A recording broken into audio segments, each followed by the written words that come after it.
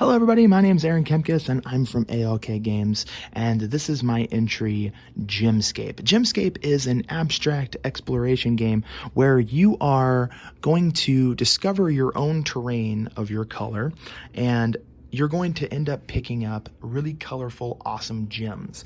So as you can see on these tiles, you're going to have a number on the left, and that number on the left indicates how many go on it when it's discovered, and the number on the right indicates how many extras can be moved to it, or how much gold you can add to it throughout the game. Some cards will give you the ability to influence tiles and add extra gems to things, and others will allow you to influence how gold is added and moved around. Now, this game starts out with the grid being created. This is a prototype version, so I envision there potentially being a board instead of tiles, but in this case, for this example, I'm just doing it this way. Each player is going to pick a side. So in this case, I am the lava territory, and my partner here, my opponent, is going to be the ocean territory. Now the ocean territory gets those cool blue gems, and the lava territory gets the red ones. If you were the cloud territory, you get the clear ones, and if you were the forest territory, you would get the green ones.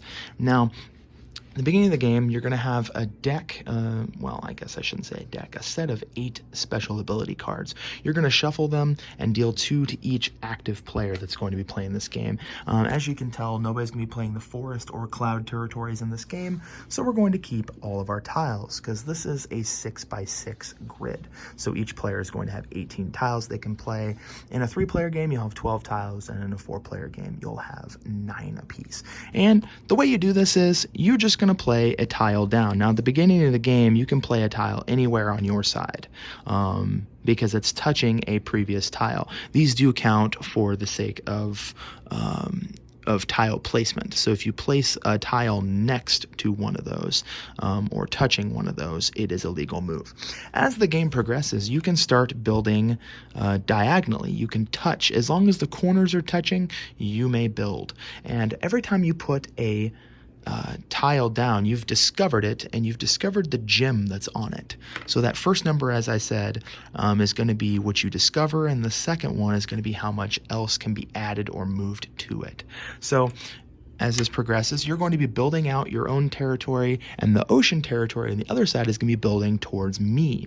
Now, the whole point of doing this is, at the end of the game, you're going to score for the most gems discovered in each column and each row, and you're going to score both diagonals once. So at the end of the game, envision all of these tiles being out here. At the end of the game, you're going to start counting those, and if you have the most in your row or column in a 2-player game, you're going to score that many points. If you have the second most in a 2-player game, you will not. But as the player count rises for a 3 to 4-player game, you would score for second. So let's just say the red player has 5 here and the blue player has 3. Well, the red player is going to get 5 points, and the blue player, unfortunately, gets nothing. However, if it was a 3-player game, the red player would get 4, let's just say. The blue player has 3, and the green player has 2. Well, the blue player will score 3 points for that row. The red player will score 4 because they had the most, but the green player will not score any. As the game progresses, you may use a special ability at any time to influence the board somehow. So this one says add 1 extra gem to any tile. That means I could, pick one I already have. As long as it has space for another one, I can put it down. And that helps you increase your influence in the tiles you've discovered. Now the thing is, once you've used one of these special abilities that you were given at the beginning of the game, you have to turn it over. You cannot use it anymore. So you get 2 special abilities per game, and the whole point is to use them wisely. The other element to this game that makes it very interesting is you can discover gold. Now, if you discover gold, it just means that you think you're going to win that row or column, but you cannot be finishing that row or column, and it cannot be finished. So 5 points for winning that, 3 points if you actually lose that row or column. And that is Gemscape from ALK Games, beautiful abstract exploration game.